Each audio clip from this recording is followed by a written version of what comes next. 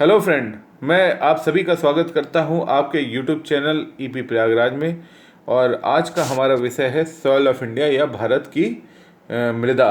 तो आज हम मृदा के बारे में डिस्कस करेंगे, इनके कितने प्रकार होते हैं उसके बारे में जानेंगे, और जो भी प्रकार हैं उससे उसका क्षेत्रफल क्या है, कहाँ पे वो पाए जाते हैं, उनमें क्या क्या फसलें उत्पादित होती हैं, उसके बाद उनकी संरचना और बाकी चीज़ों के बारे में हम बहुत ही विस्तार से डिस्कस करेंगे। उसके बाद जो है नेक्स्ट वीडियो में मैं सॉयल इरोजन या मृदा अपरदन और उसके संरक्षण के बारे में नेक्स्ट वीडियो में डिस्कस करूंगा। तो आइए आज का वीडियो हम स्टार्ट करते हैं, सॉयल ऑफ इंडिया या भारत की मिट्टी।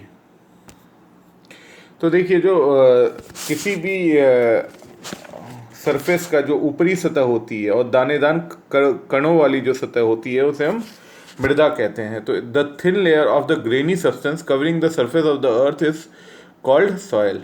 तो ये जो दानेदार कणों वाली जो परत होती है, पतली परत अर्थ सरफेस की या सरफेस की, उसे हम मृदा कह सकते हैं। अब ये जो सॉयल है या जो मृदा है, ये फॉर्म कैसे होती है? तो अगर कोई पत्थर है या कह लीजिए स्टोन है, अगर वो ब्रेक होता है अपनी जगह पे, ठीक है, तो उसके ब्रेक होने से वो महीन कणों में ब्रेक हो जाता है। तो अगर जिस जगह पे ये पत्थर पाया जाता है उसी जगह ये टूट जाए और उसी जगह पे ये यहाँ पे सॉइल बन जाए या मृदा बन जाए, तो उसे हम लोग कहेंगे इन सीतू सॉइल की। उसी जगह बना, उसी जगह पे वो पाया जाता है। और अगर किसी वजह से, अगर यहाँ से कोई नदी बह रही है और ये जो ब्रोकन रॉक है या टूटा हुआ जो ये पत्थर है वो कहीं आगे चला जाता है और ये किसी सॉइल किसी और जगह पाया जाता है, तो उसे हम कहेंगे एक्स सीतू सॉइल। तो मृदा के भी दो प्रकार होते हैं कि जो एक जिस जगह पे वो रॉक से टूट के जिस जगह पाई जाती है उसे इन सीतू, और जो अगर मृदा अलग किसी जगह पहुंच जाती है, चाहे वो विंड या वायु के थ्रू पहुंच जाए या नदी या वाटर के थ्रू, तो उसे हम एक्स सीतू कहते हैं। तो इसी आधार पे हम इसका वर्गीकरण करते हैं। तो इसके अलग अलग साइज, अलग अलग टेक्सचर और अलग अलग कलर के आधार पे हम इनका विभाजन करते हैं। केमिकल कंपोजिशन कुछ में अलग होगा, कुछ में टेक्सचर अलग होगा, कुछ में कलर की हम बात करेंगे। तो इसी आधार पे हम लोगों ने मृदा को जो है, भारत में एक संस्था है जिसे हम कहते हैं ICAR, Indian council of agriculture research. ये ICAR क्या करती है, ये मृदा को 8 भागों में इन्होंने बांट रखा है, ठीक है। तो इनका क्लासिफिकेशन 8 तरह से इन्होंने किया है। तो क्लासिफिकेशन को समझते हैं। जो सबसे पहला क्लासिफिकेशन है वो है एलुवियल सॉइल। तो एलुवियल सॉइल को ही हम कहते हैं जलोढ़ मृदा जिसे कहते हैं हम लोग, उसे होता है एलुवियल सॉइल। दूसरा होता है काली मिट्टी जिसे हम कहते हैं ब्लैक सॉइल। तीसरा प्रकार होता है इसका रेड एंड येलो सॉइल। फिर इसका चौथा प्रकार होता है लेटराइट सॉइल। लेटराइट को लेटराइट ही कहते हैं। उसके बाद शुष्क मृदा होती है, शुष्क को एरिड कहते हैं, एरिड सॉइल, ठीक है। उसके बाद लवणीय होता है, एल्केलाइन। फिर होता है पीटी सॉइल, ठीक है, पिटमय सॉइल भी इसे कहते हैं हिंदी में। और उसके बाद वनीय सॉइल या जो जंगलों वाली सॉइल होती है उसे वनीय या फॉरेस्ट सॉइल भी कहते हैं। तो इस प्रकार जो ICMR है उसने क्लासिफिकेशन मेनली इसको 8 भागों में किया है। तो आइए इसके बारे में हम विस्तार से डिस्कशन करेंगे। लेकिन जो मुख्य जो इसका डिस्कशन के बिंदु है वो है एलुवियल, जिसे हम कहते हैं जलोढ़, ठीक है। तो इसके विषय में करेंगे। रेड को ही हम लोग ब्लैक सॉइल को ही रेगूर भी कहते हैं, ठीक है। तो रेगूर के बारे में, रेड सॉइल या येलो सॉइल, और इसके बाद हम बात करेंगे लेटराइट सॉइल के बारे में। और जो बाकी सॉइल्स हैं उसके बेसिक्स जो एग्जाम्स के लिए इंपॉर्टेंट है उसके बारे में आज हम यहाँ पे बात करेंगे। देखिए, इनके बारे में विस्तार से जानने के लिए कुछ बेसिक टर्म्स हैं, उसके बारे में भी जानना हमारे लिए बहुत आवश्यक है। तो क्या है वो बेसिक टर्म? जैसे हम बात करेंगे मृदा में कि मृदा में होता क्या क्या है या उसके कंपोनेंट क्या होते हैं। तो मृदा में पाया जाता है क्ले, फिर मृदा में पाया जाता है सिल्ट, फिर पाया जाता है सैंड एंड ग्रेवल। तो अगर मैं हिंदी में बात करूँ तो क्ले को ही हम लोग कहते हैं चिकनी मिट्टी, चिकनी मिट्टी, ठीक है। और इसके बाद होता है सिल्ट, जो होता है सिल्ट को कहते हैं गाद। उसके बाद सैंड, आज पता है आपको सभी को, बालू, बालू को सैंड कहते हैं। और ग्रेवल होता है बजरी। तो ये जो 4 कंपोनेंट होते हैं वो किसी भी मिट्टी में पाए जाते हैं। और यही जो होते हैं इनका जो होता है क्ले, सिल्ट, सैंड, ग्रेवल, ये इनका जो आकार होता है सबका आकार भिन्न होता है। तो जो परीक्षाओं में पूछा जाता है बेसिकली इनके आकार के बारे में पूछा जाता है। तो जो सबसे छोटा होता है वो होता है क्ले, फिर क्ले से बड़ा होता है सिल्ट, और सिल्ट से बड़ा होता है सैंड, और सैंड से बड़ा होगा ग्रेवल, ठीक है। तो ये इनके आकार का क्रम है जो कि एग्जाम्स के पॉइंट ऑफ व्यू से बहुत इंपॉर्टेंट है। और जिसका जितना छोटा आकार होगा, इस केस में क्या होता है, जिसका जितना छोटा आकार होगा या स्मॉल साइज का होगा, उसकी वाटर रिटेंटिविटी या जल ग्रहण की क्षमता वो उतनी ज़्यादा हो जाएगी, रिटेंटिविटी, ठीक है। तो अब ये बताइए कि क्ले की ज़्यादा क्षमता होगी या ग्रेवल की होगी। तो क्ले की क्षमता जो है वाटर रिटेंटिविटी ज़्यादा होगी एज़ कम्पेयर टू ग्रेवल। तो सबसे ज़्यादा वाटर रिटेंटिविटी की क्षमता होगी या कैपेसिटी होगी वो क्ले की होगी, उसके बाद सिल्ट की होगी, फिर सैंड की होगी, उसके बाद ग्रेवल्स की सबसे आखिरी में। और ये जो वाटर रिटेंटिविटी होती है ये एग्रीकल्चर के पॉइंट ऑफ व्यू से अगर हम देखेंगे कि एग्रीकल्चर के दृष्टि से, तो ये बहुत ही ज़्यादा महत्वपूर्ण होती है। यही निर्धारित करती है कि किस तरह से इसमें उर्वरक की आवश्यकता होगी। एक टर्म और है जो हर बार यूज़ होता है जिसे हम कहते हैं ह्यूमस। ह्यूमस, तो ह्यूमस क्या होता है? बेसिकली ह्यूमस जो होता है वो एक ऑर्गेनिक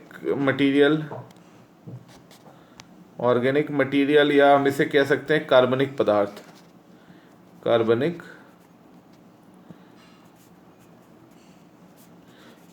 पदार्थ, जो कार्बनिक पदार्थ होता है उसे हम कहते हैं ह्यूमस।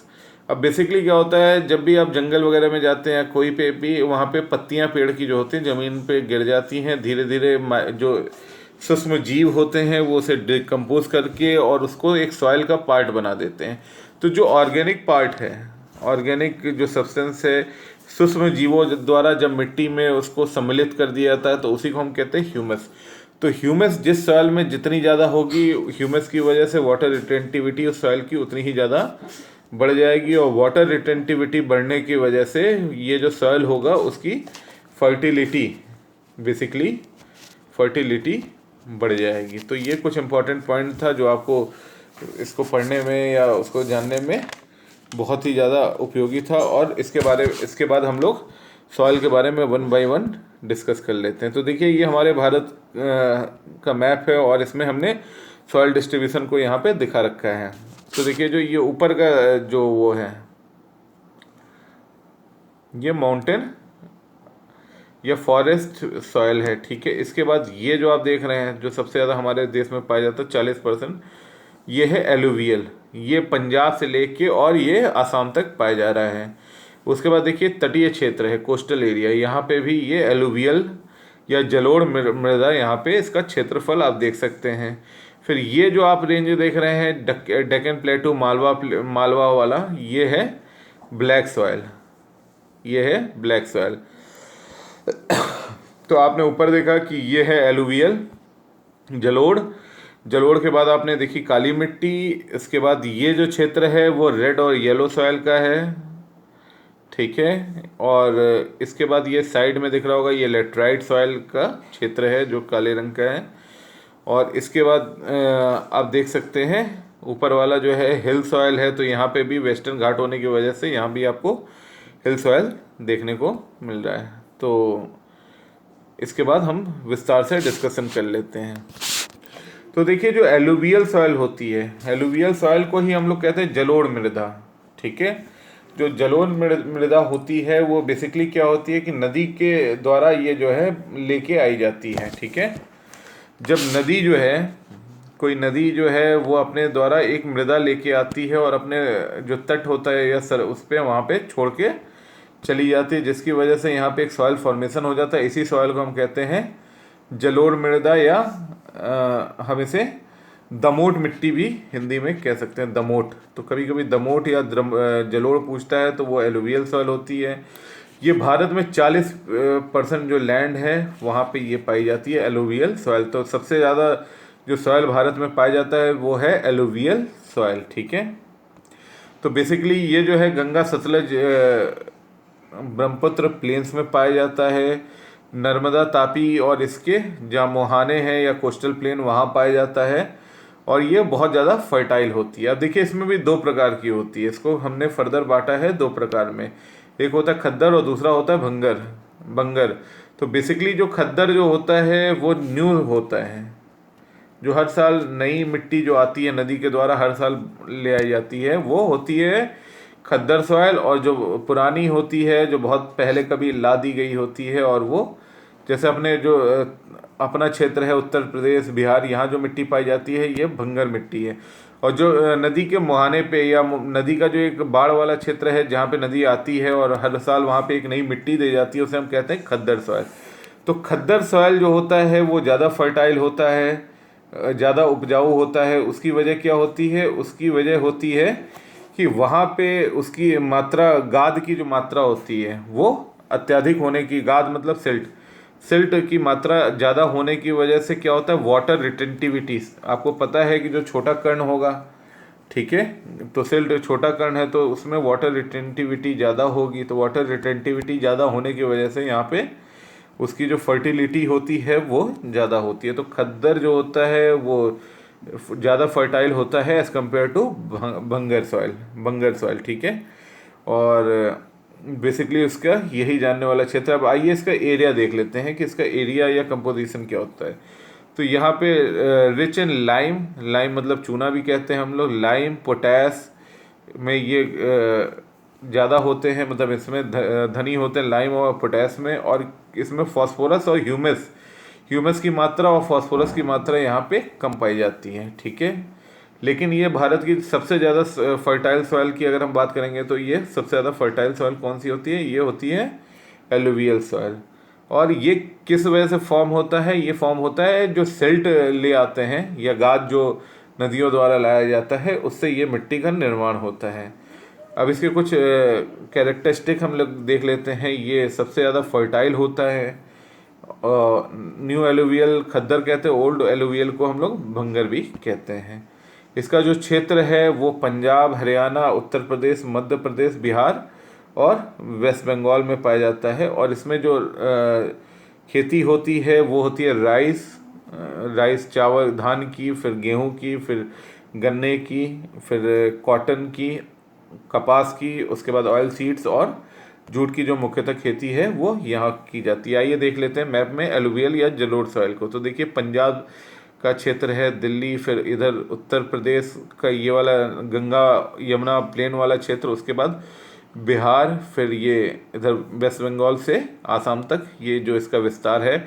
उसके बाद तटीय क्षेत्रों में भी आप इसका विस्तार देख सकते हैं, ठीक है। और यहाँ पे इस घाट पे भी जो नदियों का मुहाना है वहाँ पे भी ये पाया जाता है।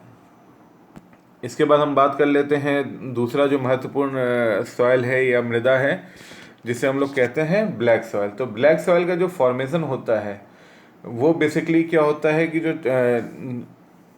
ब्लैक सॉइल को हम लोग रेगुलर सॉइल भी कहते हैं। और इसका जो फॉर्मेशन होता है ये ज्वालामुखी के विस्फोट के बाद जो लावा फॉर्म होता है, जो लावा सरफेस पे होता है, इसी लावा के ब्रेक डाउन की वजह से ये लावा जब लावा जो है ये रॉक फॉर्म हो जाता है। रॉक जब टूटता है इसका अपर्दन होता है वेरियस उसके मटेरियल के जैसे टेम्परेचर, रेनफॉल और बाकी माध्यम से जब इसका ब्रेकडाउन होता है तो ये सॉइल फॉर्म होता है।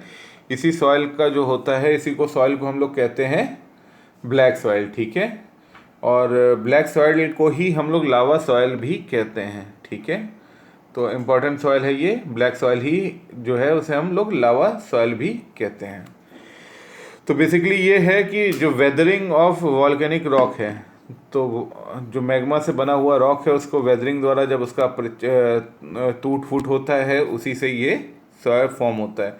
तो बहुत ही ज़्यादा वाटर रिटेंटिविटी, अगर मैं बात करूँ वाटर रिटेंटिविटी की, तो इसकी वाटर रिटेंटिविटी बहुत ज़्यादा होती है, हाई होती है वाटर रिटेंटिविटी। इस वजह से ये जो सॉइल है वो हाईली मतलब काफ़ी फर्टाइल सॉइल होती है।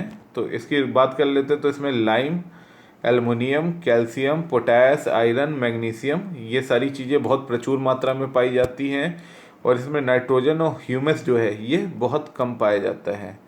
और बेसिकली ये कैसे फॉर्म होती हैं, वॉल्केनिक जो भी रॉक होता है उस पर वेदरिंग का जो भी असर इम्पैक्ट होता है, जैसे टेम्परेचर, रेनफॉल और विंड, इनका जो कलेक्टिव एफर्ट जो अफेक्ट होगा वॉल्केनिक रॉक पे, मतलब जो मैग्मा से रॉक बनेगा उस पर इफेक्ट होगा, ये टूट जाएगा, फिर एक सॉइल फॉर्म होगा। इसी सॉइल को हम लोग कहेंगे ब्लैक सॉइल, ठीक है। और इसकी कैरेक्टरिस्टिक देख लेते हैं कि इसकी कैरेक्टरिस्टिक क्या है। तो ये वाटर रिटेंटिविटी इसकी बहुत ज़्यादा हाई होती है, ठीक है। और इसमें जब क्रैक डेवलप हो जाते हैं, जब ये मिट्टी कभी कभी सूख जाती है, तो इसका क्षेत्र जो है ये है महाराष्ट्र, मध्य प्रदेश का कुछ क्षेत्र, गुजरात, आंध्र प्रदेश और तमिलनाडु। और ये मुख्यतः जो कपास होता है या कॉटन की खेती के लिए ये क्षेत्र मिट्टी बहुत ही ज़्यादा उपयोगी है। यहाँ पे गन्ने की भी खेती होती है, ऑयल सीड और तंबाकू की खेती के लिए ये ब्लैक सॉइल जो है सबसे सूटेबल सॉइल होती है, ठीक है। और एक चीज़ और है जो इसके बारे में जानने वाली है कि ये ब्लैक कलर इसका क्यों होता है। तो जो इसका ब्लैक कलर होता है वो होता है टेटिनेफेरस मैग्नेटाइट। इसमें टेटिनेफेरस मैग्नेटाइट की वजह से इसका कलर जो होता है वो ब्लैक होता है। तो ये कुछ इंपॉर्टेंट पॉइंट था इसके बारे में। आइए इसका क्षेत्र भी देख लेते हैं। देखिए इसका जो क्षेत्र है बेसिकली यहाँ पे आप देख पाएंगे गुजरात का कुछ क्षेत्र, ये महाराष्ट्र में मुख्यतः पाई जाती है, उसके बाद मध्य प्रदेश का कुछ क्षेत्र है, फिर यहाँ पे आपका आंध्र प्रदेश है, और इधर तमिलनाडु के भी कुछ क्षेत्र में ये पाई जाती है। तो इसका ये क्षेत्र हो गया जहाँ पे ये पाई जाती हैं। इसके बाद जो तीसरी और इम्पोर्टेंट सॉइल है उसे हम कहेंगे रेड सॉइल, और रेड सॉइल को ही हम लोग येलो सॉइल भी कहते हैं। तो बेसिकली जो रेड सॉइल या येलो सॉइल है उसका फॉर्मेशन कैसे होता है, ये मेटामॉर्फिक रॉक जो होते हैं, मेटामॉर्फिक रॉक, तो मेटामॉर्फिक रॉक के जो ब्रेकडाउन की वजह से, अगर मेटामॉर्फिक रॉक को ब्रेक डाउन करें या तोड़े फोड़े तो उससे जो सॉइल फॉर्म होगी उसे हम लोग कहेंगे रेड सॉइल या येलो सॉइल। तो बेसिकली जो ये होता है इसमें आयरन, Fe और सिलिका इसकी मात्रा बहुत ज़्यादा होती है, और फेरस ऑक्साइड के होने की वजह से, फेरस ऑक्साइड की प्रचुरता होने की वजह से इसे हम ये रेड होती है, इसका जो कलर होता है वो रेड होता है। और जब इसमें वाटर भी मिल जाता है या रेनफॉल या वाटर जब एब्जॉर्ब करती है तो इसका जो कलर है वो येलो दिखता है, इसीलिए हम लोग रेड या येलो सॉइल भी इसको कहते हैं, ठीक है। तो ये बेसिकली रेड सॉइल जो होता है वो आप देख सकते हैं वार्म टेम्परेचर, मॉइस्ट क्लाइमेट या डेसिडुअस मिस्ट फॉरेस्ट में ये पाए जाते हैं। इसमें ऑर्गेनिक और इनऑर्गेनिक लेयर जो दोनों होती हैं वो जब येलो ब्राउन कलर हो जाता है जब ये लीस्ट कर जाती हैं, और ये क्रिस्टलाइन रॉक की वजह से ये भी फॉर्म करती हैं, क्रिस्टलाइन रॉक या मेटामॉर्फिक रॉक की वजह से ये फॉर्म होता है। तो इसमें क्या होता है, इसमें देखिए rich in iron, poor in lime, phosphorus, calcium and nitrogen. तो इसमें अगर हम फर्टिलाइज़र ऐड करेंगे तो ये यूज़फुल हो सकती हैं, ठीक है। तो not water retentivity when fertiliser is added it become productive. Fertiliser add करने पे ये प्रोडक्टिव बनती हैं। इसका क्षेत्र क्या क्या है, इसका क्षेत्र है तमिलनाडु, कर्नाटक, केरल, ये केरल कर्नाटक ये इसका क्षेत्र है। और ये बाजरा, मेज, पल्सेस, पोटैटो और फ्रूट के लिए बहुत ही ज़्यादा उपयोगी सॉइल है। तो इसका क्षेत्र हम लोग देख लेते हैं रेड सॉइल का। तो रेड सॉइल का आप क्षेत्र देख पा रहे होंगे यहाँ पे, ये जो क्षेत्र है ये रेड सॉइल का यहाँ पे क्षेत्र आपको दिख रहा है, देखने को मिलेगा। इसके बाद हम लोग बात कर लेते हैं लेटराइट सॉइल की। तो लेटराइट सॉइल जो होता है ये बेसिकली क्या होता है, ये रेड सॉइल का ही एक एक्सटेंशन है। बट यहाँ पे क्या होता है, यहाँ पे मौसम में बारिश बहुत ज़्यादा होती है और रेनफॉल ज़्यादा होने की वजह से जो ये लीचिंग का एक प्रोसेस होता है वो यहाँ देखने को मिलता है, तो इसे हम कहते हैं लेटराइट सॉइल। ठीक है, तो लेटराइट सॉइल ये जो होता है कम उर्वरकता वाली मिट्टी होती है, लेस फर्टाइल मिट्टी होती है। लेकिन इसका उपयोग जो है यहाँ पे टी, कॉफ़ी, ठीक है, काजू, ये टी, कॉफ़ी और काजू के लिए यहाँ पे कैस्यू के लिए मतलब ये बहुत उपयुक्त है। और यहाँ पे लेटराइट सॉइल जो होता है लीचिंग प्रोसेस से फॉर्म होता है। इससे ब्रिक्स वगैरह भी हाउस कंस्ट्रक्शन के लिए जो बनता है वो लेटराइट सॉइल से ही बनाया जाता है। ठीक है, ये आंध्र प्रदेश, तमिलनाडु, वेस्ट बंगाल और उड़ीसा जैसे क्षेत्रों में ये पाए जाते हैं। इसके बाद हम लोग बात कर लेते हैं सेलाइन रॉक की। इसका क्षेत्र भी आप देख सकते हैं लेटराइट सॉइल का। तो ये देखिए यहाँ पे आप लेटराइट सॉइल का क्षेत्र देख सकते हैं। फिर यहाँ थोड़े थोड़े क्षेत्र हैं, ये मेघालय वाला क्षेत्र है, टी वाला प्रोडक्शन एरिया आसाम का। तो ये लेटराइट सॉइल ही सारा पार्ट है। इसके बाद कुछ इम्पॉर्टेंट चीज़ें हैं, जैसे हम बात करेंगे सेलाइन सॉइल की। तो सेलाइन सॉइल क्या होता है? तो देखिए जो सेलाइन सॉइल होता है, सेलाइन सॉइल को हम लोग कहते हैं लवणीय मिट्टी, लवणीय मृदा। तो लवणीय मृदा बेसिकली क्या होता है कि जहाँ पे सॉल्ट कंटेंट ज़्यादा होता है, ये सॉल्ट की मात्रा ज़्यादा होती है, उसे हम लोग कहते हैं लवणीय मृदा। ठीक है, इसके कुछ प्रकार होते हैं, जैसे हम लोग कहते हैं रे, फिर ऊसर और कल्लड़। कुछ प्रश्न आते हैं पीसेस वगैरह में डायरेक्ट। तो ये किसके प्रकार हैं? ये लवणीय मृदा के प्रकार हैं। ये सबसे ज़्यादा गुजरात में पाई जाती है। सेलाइन जो है या लवणीय जो है ये सबसे ज़्यादा पाई जाती है गुजरात में। तो एग्ज़ाम्स के पॉइंट ऑफ व्यू से ये कुछ इंपॉर्टेंट पॉइंट थे। इसके बाद हम लोग बात कर लेते हैं एरिड सॉइल या शुष्क मृदा। तो एरिड जो सॉइल है ये बेसिकली राजस्थान में पाई जाती है। राजस्थान के आपके जो थार डेजर्ट वाला एरिया है वहाँ पे ये देखने को मिलती है। इसमें क्या होता है, इसमें नमक या सॉल्ट की मात्रा जो होती है, सॉल्ट की मात्रा इसमें ज़्यादा होती है। ह्यूमस इसमें नहीं होता है, ऑर्गेनिक कंपोनेंट इसमें नहीं होते हैं, जिसकी वजह से ये बहुत ज़्यादा आप कह लीजिए कि फर्टाइल ये सॉइल नहीं होती है। ठीक है, इसका उपयोग बहुत ज़्यादा फर्टिलिटी के लिए नहीं पाया जाता है। उसके बाद हम लोग बात कर लेते हैं एरिड सॉइल के बाद फॉरेस्ट लैंड की। तो फॉरेस्ट लैंड जो है ये बेसिकली फॉरेस्ट फॉरेस्ट लैंड में पाया जाता है। फॉरेस्ट लैंड मीन्स कि हिमालय का जो एरिया है वहाँ पे ये सारी चीज़ें पाई जाती हैं। ये बेसिकली किसके उपयोग में आता है? ये उपयोग में आता है आपके मसाला वगैरह जो होता है उसका प्रोडक्शन सबसे ज़्यादा फॉरेस्ट सॉइल में होता है। ठीक है, और यहाँ पे कंकड़ सबसे ज़्यादा पाए जाते हैं। इस सॉइल की विशेषता ये होती है कि यहाँ पे कंकड़ वगैरह की मात्रा ज़्यादा पाई जाती है। इसके बाद जो 8वां प्रकार है जिसे हम लोग कहते हैं पिट सॉइल या इसे कहते हैं पिटमय मृदा, पिटमय मृदा। ठीक है, तो जो पिटमय मृदा होती है इसे हम लोग कहते हैं दलदली मिट्टी, दलदली।